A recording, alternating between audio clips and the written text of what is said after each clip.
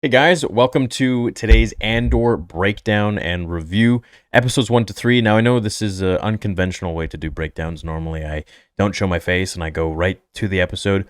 But I feel like there wasn't really all that much Star Wars related stuff in the first 3 episodes to really break down and to kind of like maybe aid people in understanding, perhaps. I feel like there's a lot of stuff that went down, and I'm going to talk about it and give my thoughts on it and everything. But as for Star Wars, I think episode 4 and beyond will have more of that, including like with the Senate and perhaps more parts of the Empire that will be shown and dived into much deeper. I feel like those will have proper breakdowns. But for this one, I'm going to give my take and basically what happened in the first 3 episodes. So overall, I really like the overall tone and the theme and how gritty it is, how it's not so Disney-fied. It started very Blade Runner-esque. It felt very out of the world of Star Wars. It felt like Star Trek meets Blade Runner with Star Wars themes or Star Wars words and phrases. So we start on this world, Morlana, and Andor goes to a brothel. He's looking for his sister. That's all we know.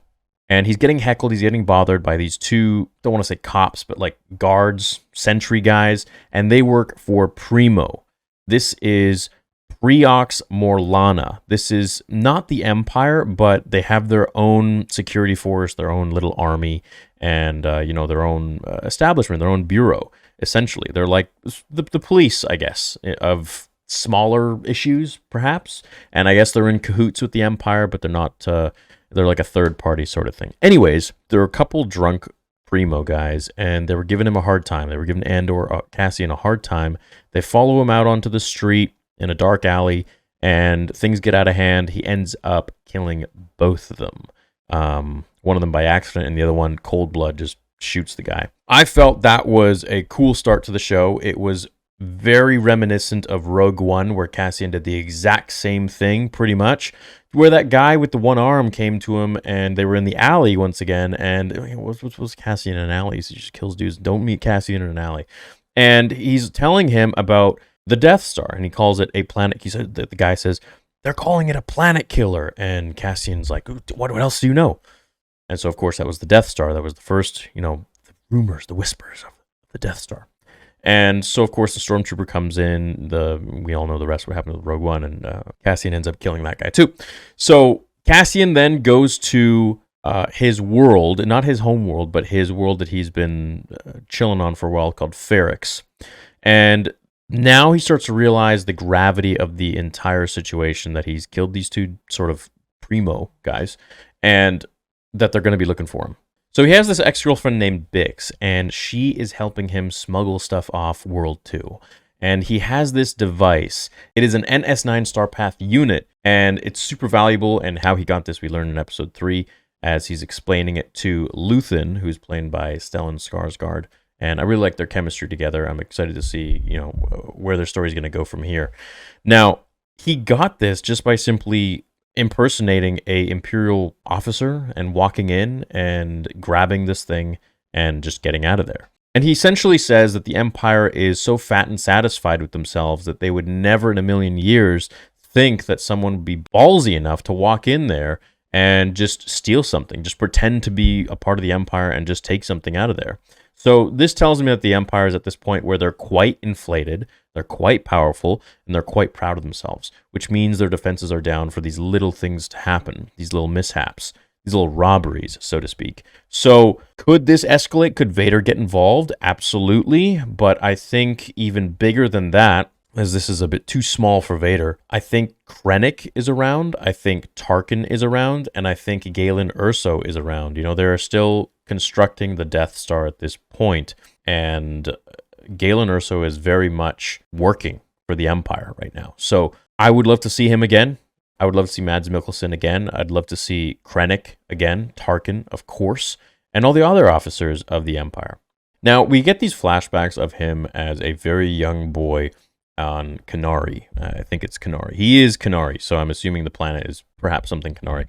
And it's like this tribe of kids. And someone in the chat said it was like Lord of the Flies kind of thing, especially with the plane that crashed, the ship. And they're all living their life in the jungle. They're chilling out, and they seem very primitive. And for whatever reason, they're all kids. and they see a ship crash landing far away. So they follow the ship, and as they do, one of them gets shot by one of the delirious, hurt troopers of the ship. They take him down by shooting spears at him, like blow spears.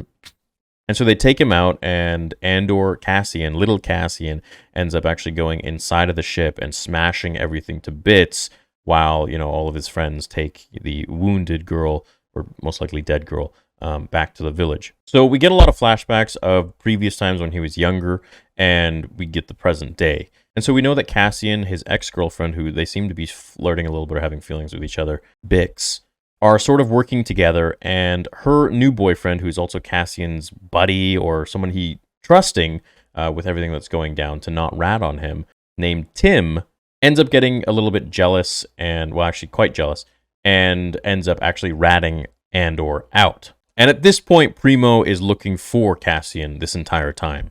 So Bix, Cassian's ex-girlfriend, facilitates this meetup with this dude named Luthen, who is also sort of like a spy, to purchase this object that Cassian has that he stole from the Empire, the NS9 Starpath unit. And so they meet up in this construction area, this sort of warehouse with all these cranes everywhere, and they're going over the negotiations of this unit. And Luthen starts to tell Cassian about a lot of things with his life that Cassian hasn't told him. He doesn't know this guy. He's like, why do you know about this? And even Luthen knows and tells Cassian that his father was hanged. And at this point, tensions get really high.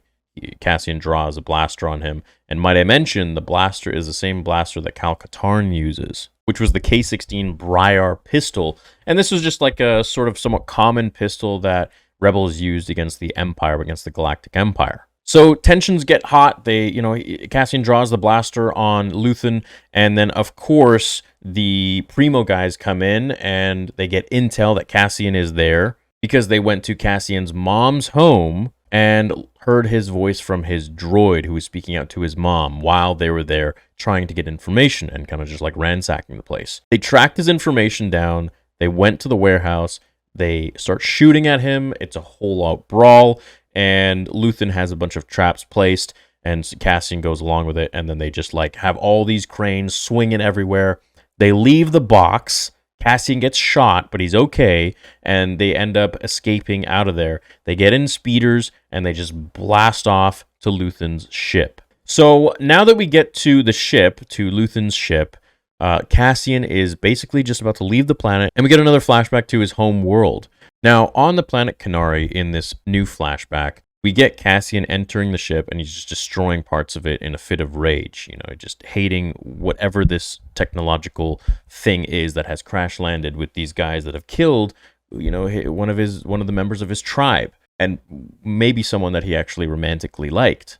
And so as he's destroying things, Marva, who we thought was his mom, Aunt Petunia, walks in with Clem, and they decide to sedate him and take him against his will from the planet because they realize that troops were coming to the planet, to the mining facility, and they were going to just open fire on the tribe for probably what they think is killing some of the pilots or the workers from that ship, because they're going to see all these like blow darts in them. And so as Marva is taking off in the ship, we get a beautiful horizon shot from the window, and Cassian is looking out, and he like wakes up as a kid and he's looking out. And then we flash to also where Cassian is now looking out of Luthen's ship with the same sort of horizon. And it's a beautiful parallel. I really like how they connected that part of the story with the past and the present, and that he's basically having to escape these worlds from being killed from different people. Now, the interesting part is that when Cassian was younger, I believe he was born in 28 BBY, which would be 28 years before the Battle of Yavin. So the Phantom Menace was 32 BBY, so 32 years before A New Hope. Attack of the Clones was 22 BBY, which is 10 years after, which is 22 years before Episode 4, A New Hope. And then Revenge of the Sith was 19 BBY, which is 3 years later, and that was 19 years before A New Hope. He was about 12 years or so younger than Anakin, so around the time of Episode 1, Andor was not born. It was a few years later that he was born. So Anakin is like about 13 or so years older than Cassian. So Cassian was born before the Clone Wars, but that means when he was being raised, when he was growing up, he was like right smack in the middle of it. And so this time that we see on the planet, on the mining planet, was most likely during the time that I mean, depending on how old he is there, most likely during the time where the Clone Wars was still happening. Now, in the flashback, he looks to be about 10 years old. I know in Rogue One, he said he's been fighting since he was 6 or something like that. He doesn't look like he's 6. He looks like he's like 10, maybe. So this is definitely going to be a year after Revenge of the Sith, and the Empire is now a thing. So the Galactic Empire now exists during this time, during this mining world that we see him on. And what this point is, what the point of the mining world is, I don't know. Maybe that's what caused the death of all the elders in the tribe, or maybe they just send out the children. I don't know, but we didn't really see any. We only saw the children going to war there. So excited to know more about this flashback stuff. I know a lot of you aren't into the non-linear storytelling. I like these flashbacks. I think it's interesting. It passes the time and it draws parallels from the past and present. It kind of tells you the whole story all in one. But I can see how some of you might be annoyed because it just constantly goes back and forth. Now, the guy who's leading the chase against Cassian is this dude named Karn. And he seems extremely conflicted. Like, he seemed like all about it in the beginning, but now it just seems like he doesn't really know for sure if he's fighting for the right side. At least that's what it seems like. He seems to be completely conflicted with his emotions and with his vigor and with his overall decision in chasing after Cassian. Maybe he thinks he's fighting for the wrong side. I don't really know yet. At least that's what the acting is portraying to me. Now, I think that he may eventually become a good guy and join Cassian, or he's going to be the leader of the opposition and eventually lead us to the Empire. Maybe, I don't know, he betrays the Empire somehow, or they just become tired of him and they discard of him.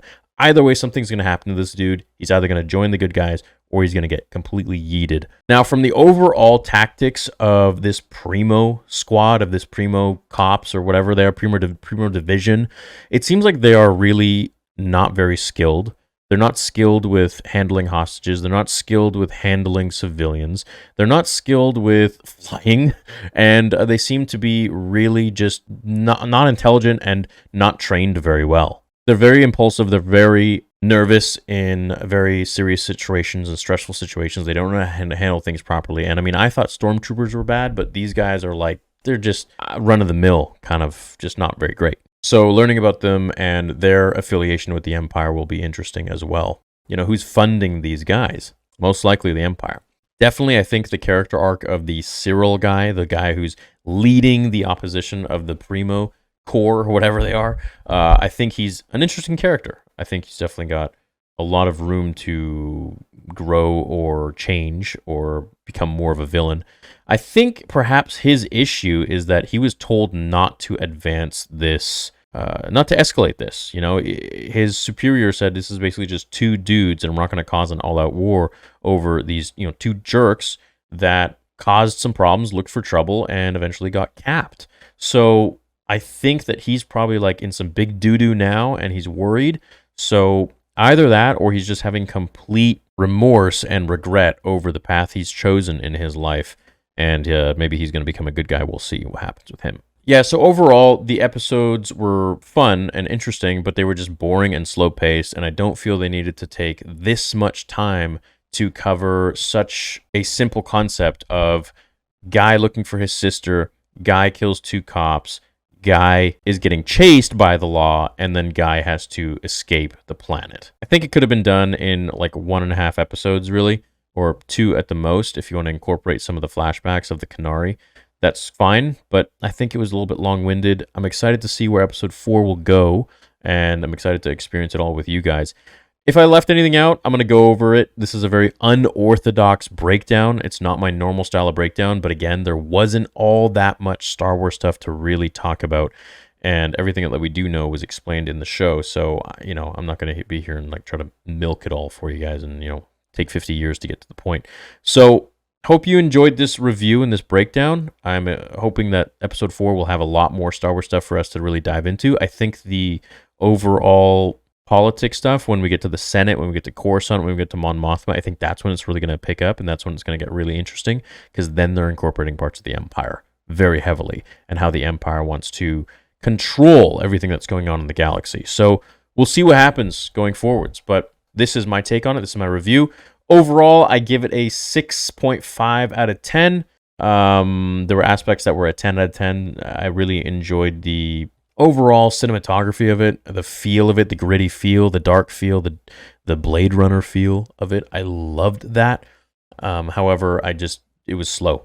You know, you got to pick up the pace a little bit and not drag it out so much for such a basic sort of thing. And then they went too fast in some other areas and glossed over things. But we'll see where it goes from here. So let me know what you thought of the episode down below in the comments. Leave a like if you enjoyed this review and if you enjoyed the channel. And I'll see you all in the next one. Until then, remember, my fellow Jedi and Sith friends, the Force will be with you always.